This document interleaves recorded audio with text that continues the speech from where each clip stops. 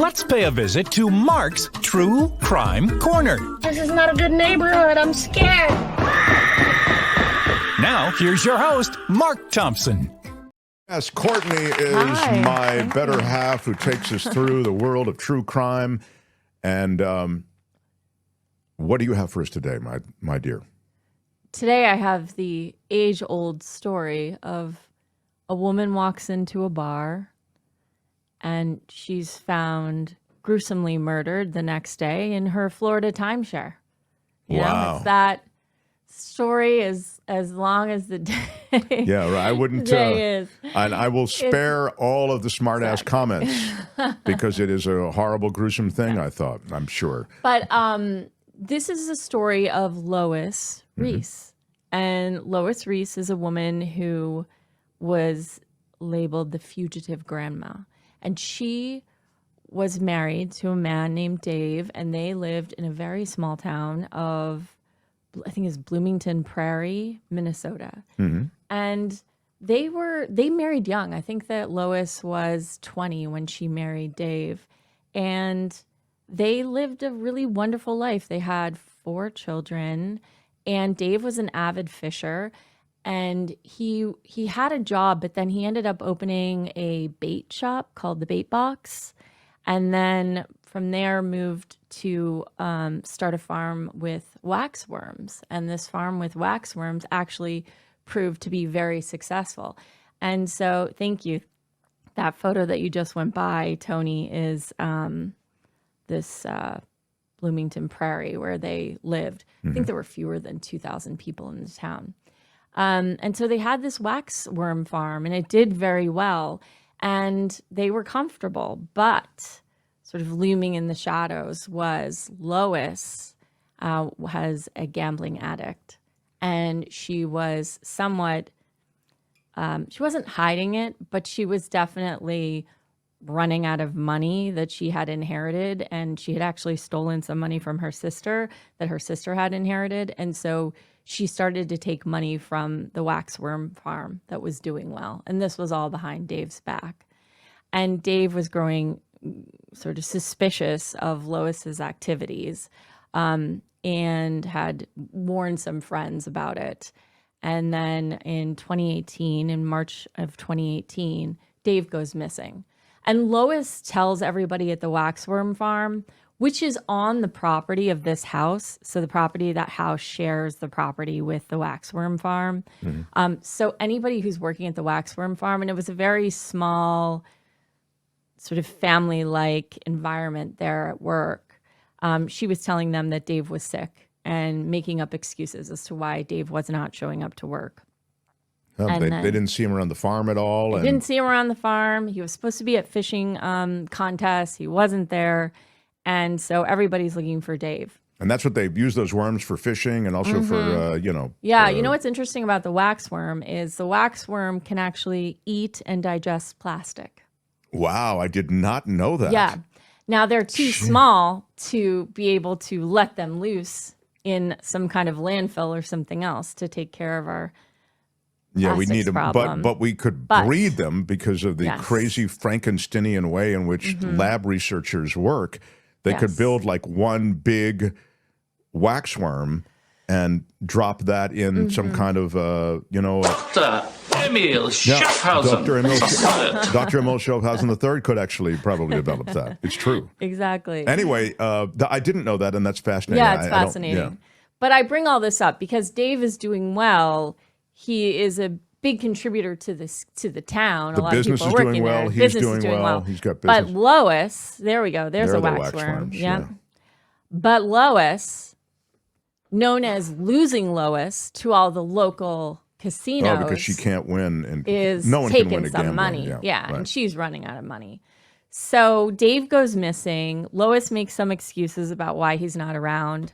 And then about a week and a half after sort of the initial missing of Dave, Lois is seen pulling out of their driveway in Dave's car and does not return.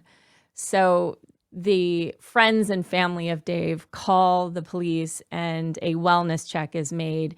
And in fact, he is found shot twice in the bathroom of the home that they shared. Wow. The body was still there. Yeah. And he was shot through the heart. Yeah.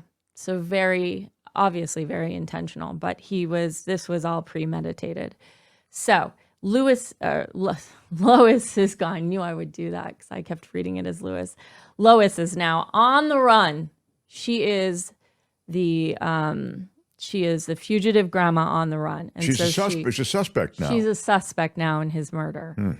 So she leaves Minnesota and she starts to drive south. I think there's a visual, Tony, if you just go down a little bit. Tony, we have a visual. Thank you. Yes. So she's in Blooming Prairie and she drives south and she drives into Iowa and she goes straight to a casino and she's playing at the casino and nobody can find her. And actually, no one can find her. She's start at the casino. I know. And she's on all of the CCTVs. Well, that's exactly to the point, Mark, is that her niece starts writing to all the casinos in the area saying, like, my aunt is wanted for the murder of my uncle. And if you see her, let us know. And this casino in Iowa writes back and says, yeah, she was just here. But they've missed her now at the Diamond Joe Casino. So she stops at a truck stop in Iowa and asks about if she wanted to go south, what freeways she would take. And at this point, she's caught on CCTV in the truck stop, but she's changed her voice. Very strange. But she's allowing herself to be filmed in all of these places. Sure. So there's some understanding of trying to misrepresent herself as somebody else, but still allowing sort of her trail to be sort of captured on these different murder places. Suspect on the run is obviously what they were leading the news with in these various places. So even as they recognize her from CCTV, they have to they run with the story about her being able to elude authorities, I guess. How long was she able to elude the authorities? About 3 weeks. Wow. So in this first week, 3 weeks from when they found the body, but her husband had been dead like 12 days. So, really like a month she was on the run. So she ends up in Fort Myers, Florida. I have to imagine she ends up in Fort Myers, Florida, because a friend of hers from Blooming Prairie had a house there. So she sort of knew of the area. And she goes down to Blooming Prairie and she goes into a bar. And this is actually, if you're watching, on the right-hand side is a picture of her at the bar. And then she's meeting her next unfortunate victim, which is Pam Hutchinson. So she meets Pam Hutchinson in this bar. Mm-hmm. She starts chatting her up. Now, authorities believe that she started to chat with Pam because she kind of looks like Pam a little bit. And she was running out of money and she needed a new identity. So she was going to become Pam Hutchinson. And so she meets Pam. They have dinner at this restaurant. They get along very well. Lois is explaining that she's a recent widow and Pam is recently divorced. So I think there's some commiserating over that. Mm-hmm. And Pam invites... Did you lose your husband the same way I lost mine? I don't think they got into how he died. Yeah. But so Pam invites Lois to stay with her. And they spend some time in the hot tub and I thought, that's weird. But there's a lot of CCTV with them going in and around the timeshare that Pam had in Fort Myers. And Pam was there to visit a friend. And so she had a certain amount of time at this timeshare. She extends that, she meets Lois. And then a call is made. So now they're both staying at her timeshare. Yeah, they're Lois both is crashing there also. Okay, yeah. Go ahead. So a call is made from the timeshare apartment to the office requesting an extended stay. They extend it. And then Pam is never seen again on CCTV, only Lois. And Lois is taking out luggage and a bunch of items from the timeshare that Pam was staying at. And she's loading them into Pam's car. And that's her driving away in Pam's car with a car loaded full of Pam's stuff and her own stuff. Now, Pam was supposed to check out. And so the office manager of the building goes into the apartment that she's staying at, this timeshare, because she needs to check on something. She knocks on the door. No one answers. She gets a couple other people to go into the apartment because she has this sort of eerie feeling that something's not right. And they found Pam Hutchinson, and she had been shot and killed, also laying in the bathroom. So now Lois is wanted for 2 murders in 2 different states, and she is on the run again, and they have lost her. She ends up in, Prairie, thank you, South Padre, South Padre, Texas. That's like spring break land, South Padre Island. No, that's what I thought when I was reading it. And she's there, I guess it's kind of close to Mexico. And so she's made a couple stops between Fort Myers Beach and South Padre. She stopped at, you can guess, a casino or 2. She's actually won a little bit of money losing Lois. Yeah, you don't always lose. Losing Lois does, apparently. Yeah. She's earned the nickname of Losing Lois. Wow. But she ends up in South Padre. And again, she starts chatting another woman up. And this woman is Bernadette Mathis. And so Bernadette enjoys the company of Lois, invites Lois back to her home. Lois spends the night. They go in the hot tub. Same thing as what happened to Pam, only a week and a half earlier. And Bernadette does one thing that Pam did not do. And Bernadette attributes this to saving her life. And she did not know who Lois was. So she didn't do this with any intent to, save herself. But Bernadette starts to tell Lois about the cameras in and around her home, and how the police had just come by to look at the camera footage to find people who were breaking into cars. And it is suspected that in fact, was the reason that Lois did not kill Bernadette that evening. And so Lois is hanging out in South Padre. Bernadette has left South Padre, is coming back. And in the time that Bernadette has left, Lois is arrested. And so Lois goes to a restaurant in South Padre. She's enjoying a cocktail.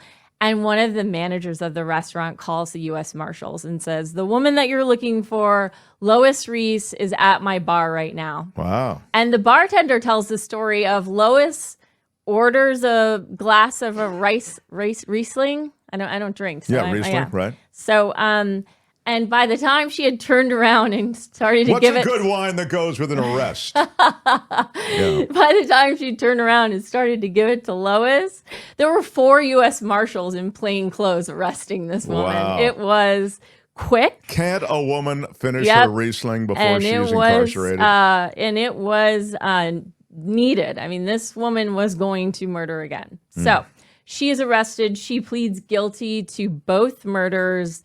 She is given life in prison without the possibility of parole. She is serving her time in Minnesota. The sheriff of the Florida county of Fort Myers is a real character.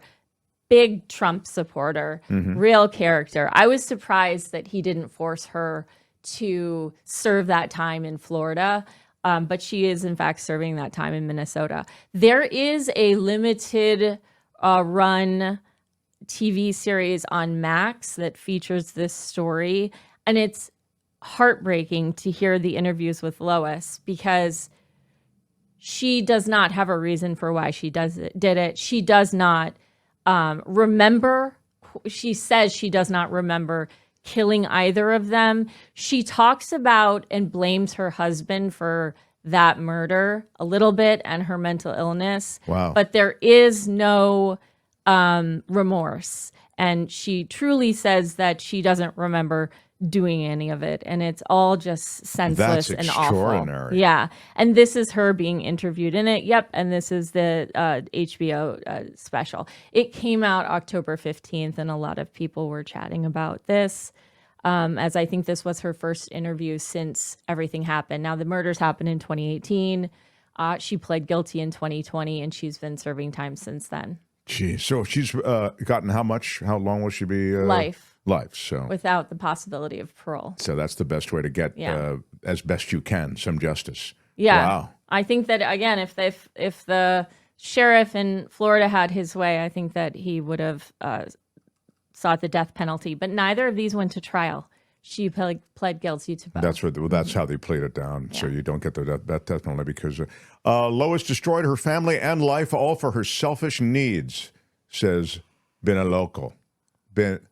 Beniloco. Remind you of anyone? Beniloco asks. It is true that you lose yourself, don't you, Courtney? In your experience reporting on these people who have committed these heinous acts, in this case, she was in debt, right? And she was in debt, and she thought the only way out was to murder her husband.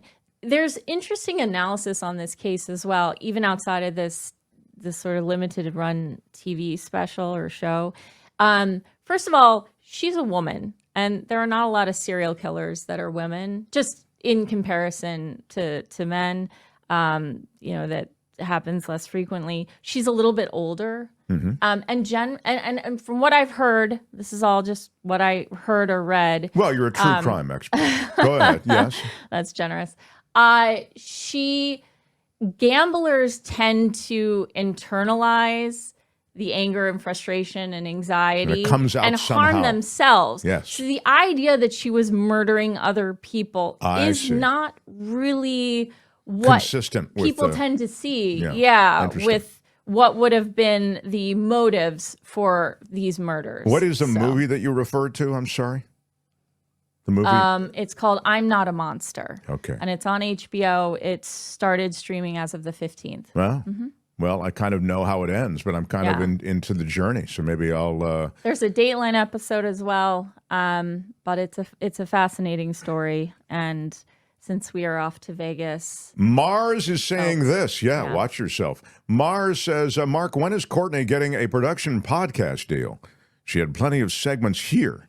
Thank you. I'd much rather tune into her than those. Call her daddy podcast, for example. Thank you. That's so nice. Well, that is nice, Mars. Yeah. I've been relegated to this 10 minutes every week. Actually, I was thinking of spinning you off completely and getting you off the show completely. So it's a weird sort of thing. That turned quickly. You fit right into everybody else, which is how come I don't get more of whatever. Quickly. Yeah. But I'm so delighted that you would regale us with this story. Yep. And you do, as Mars and others note, bring these things, if I can pardon the expression, to life. In a very special way. So thank you. Oh, well, thank you for having me. And, thank you for doing a story with gambling associated with it, because that is... well, it's interesting. When I heard her nickname was Losing Lois, I thought, that... Yeah, it sounds adjacent. Familiar. I don't know what alliteration with Mark and maybe...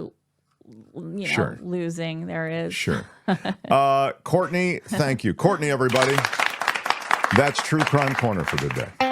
True Crime Corner, only on the Mark Thompson Show. Hi, it's Mark, and I thought that was great.